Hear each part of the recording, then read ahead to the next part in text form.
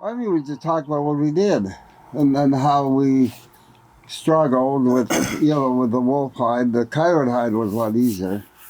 Like what, 3 days the coyote was done, Yeah. or 4 days, something like that. Yeah, the coyote was definitely way easier than the wolf. We missed the one step of stretching out the wolf and scraping it. Found Yeah, out that was a pretty important step. yeah, and we had to go through the whole process of making the liver, cooking the liver and the brain together to make our mix. Which reminds me, it's still in the refrigerator downstairs. Yeah, so we did that, and then we had the packing. We redid the packing, refreshed on the packing, which the group did really well in, what was it, a year? It was about a year in between that they had learned that, and I had taught them, and they remembered a lot of it, which was really good. And they did a demonstration of packing for the elders, and you'll have to take a picture of the wooden horse. In those sessions, there was Lane. So we had Jared, Dean, Levi, Lane. We had Cisco come out for a couple times. We had Jesse come out a couple times. We also had Connor and myself. Seb came out a couple times as well. And Alexi. Yeah, so we had Joanne. quite a few come out for for that session throughout the. It was a 2 week session where we got everything done that we had um, planned out to do. The riding was interesting because my horses aren't used to, or they don't like to be working in a arena. So the first sessions we worked in the arena in the round pen, and then we got, for the riding, we got the group to go out on the trail on their own because I can't ride anymore, and so they went out on the trail. I went out in the vehicle to sort of guide them, make them turn where they're supposed to turn, and otherwise I'd be out looking for them. And so that was their first time they went out on their own with only, I would think, 3 hours of riding from the first year. So we didn't do too much. Yeah. It was just in the circular pen, and then most of it was just getting comfortable, putting the saddle on and off, and getting on and off the horse, just getting comfortable sitting in the saddle and all that kind of stuff. Yeah, it really wasn't until this year when we started going out on the trail. Yeah, so it's been quite interesting to see progress. And that's all we've seen in my mind. What I've seen is progress every time we come out to do something. So, Joanne, what do you think about your experience the last couple of days? This is your first time you've come out, and and you've sort of been. We haven't had time to catch you up on the saddling or unsaddling and stuff that we did with the rest. So we'll have to do that yet. But you taught me lots when I was young, right? Yeah, And it's kind of coming back a little bit, but I was really young then. But keeping up, catching up is good. You're a good teacher. Um, Learning how to just the little bits of getting the saddle in there and just learning the simple things. It's the like letting the horse breathe and just the simple things of getting the horse comfortable with me. Do you want to tell us how you left your at the back of the line today, and then coming back, and you ended up at the front, leading the group? All of the horses seem to have wanted to take the lead. Like all of them seemed to have wanted to take their turns. Because one horse would stop, and it seemed like the other one just wanted to continue. So then we would follow the next one, and then the next one would stop, and then the next horse would Mm. follow in line, and then it would stop, and then Curdy's horse would be in front again. So every time one horse would stop, the next horse decided it wasn't ready to stop yet. Yeah. Yeah, she definitely doesn't like going slow. Whenever she's behind, she's like right behind the other horse, Yeah. almost like trying to push him to go faster. Yeah. So I gotta give her, whoa, settle down. Yeah, and then Duchess, there's times where she just wants freaking. I can just tell her she just wants to just run Mm. and just gallop, and I was like, no. Slow down. So with the high tanning, were there days like I suppose there are days when you guys are feeling a little bit disappointed that wolf hide wasn't reaching what the coyote hide had already done? Mm-hmm. Was I picking up that right, or? Yeah, I definitely think it was a little bit of disappointment and kind of like what are we doing wrong type thing. I just think it's more like a pride thing Mm-hmm.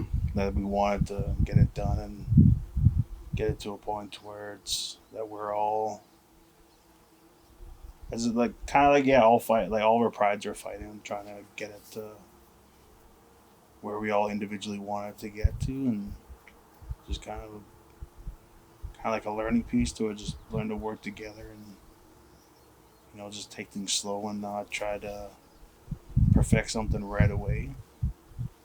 Yeah, it's definitely like one of my issues is I'm like a perfectionist. So like any task that I do, I've tried to do it to the best of my ability, no matter how small it is. And so you get caught up sometimes in trying to make it perfect, but it takes time. Learning. But it's pretty good feeling to know that like we went out on the land and we caught these animals in our own trap line, and right from start to finish got finished product and have finished furs now. Feels pretty good.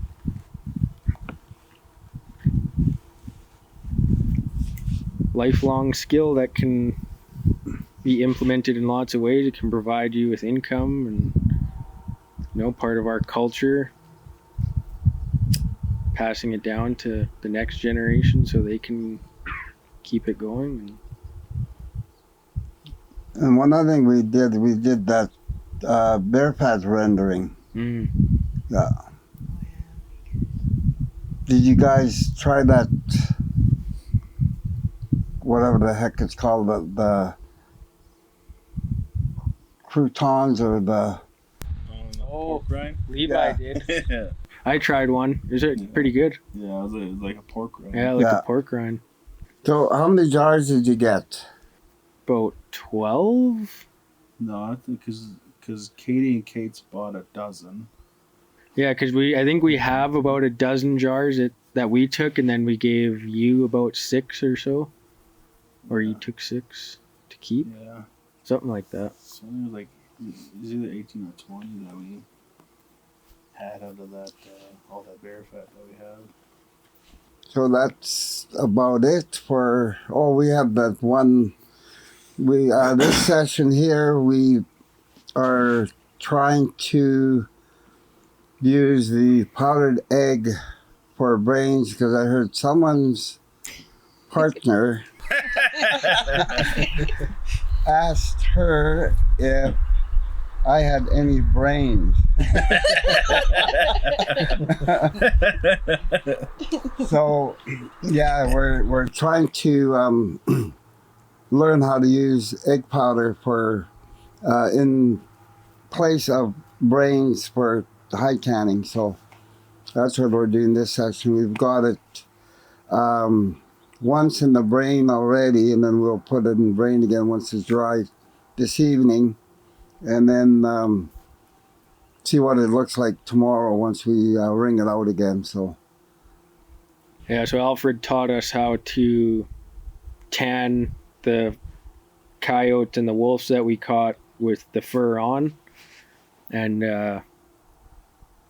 yeah, so that's the difference between the deer hides and the coyote hides and the wolf hides is usually the coyotes and the wolves will have the hair left on.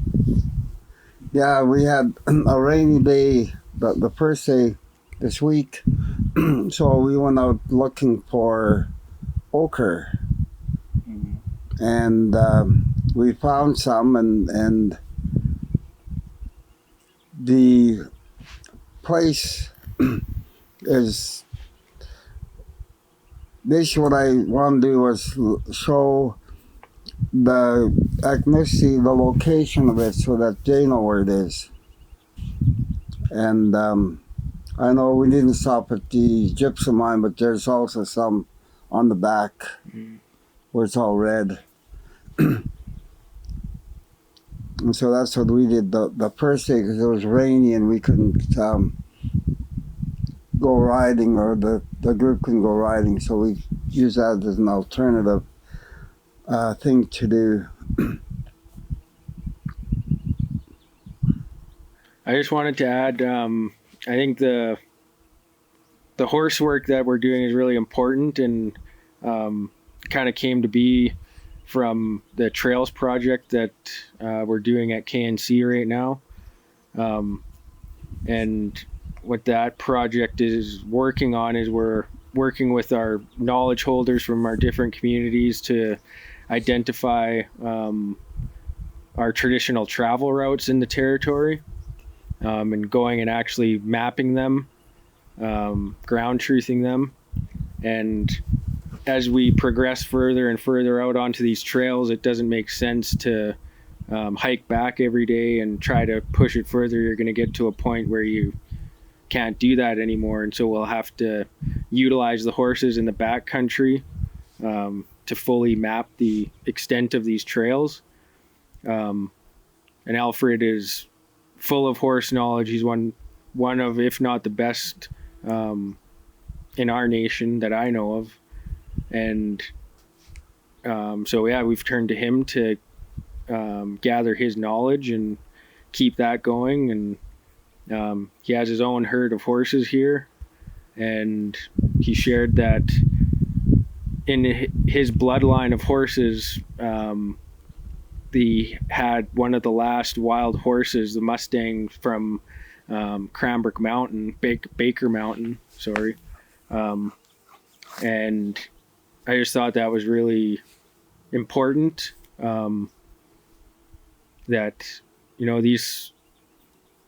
just thought it was really cool. And yeah, it's important that we keep this this knowledge going and know that history about these horses, that you know, their bloodlines go back to some of the last wild horses that we had in our territory. So it's for me, it's important that the bloodline continues and the knowledge continues. And yeah, so that's why I think this work is really important.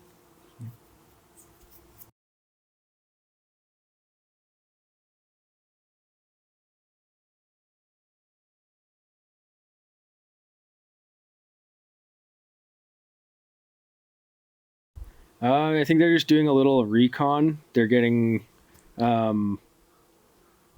just a little tour of different spots so that we could go visit, because the parks are giving Ktunaxa full access to the parks to kind of do whatever we want and to help manage in the parks. So we'll be having decision making power on how the parks are managed going forward. And I think they're wanting to give positions to Ktunaxa as park ranger type thing.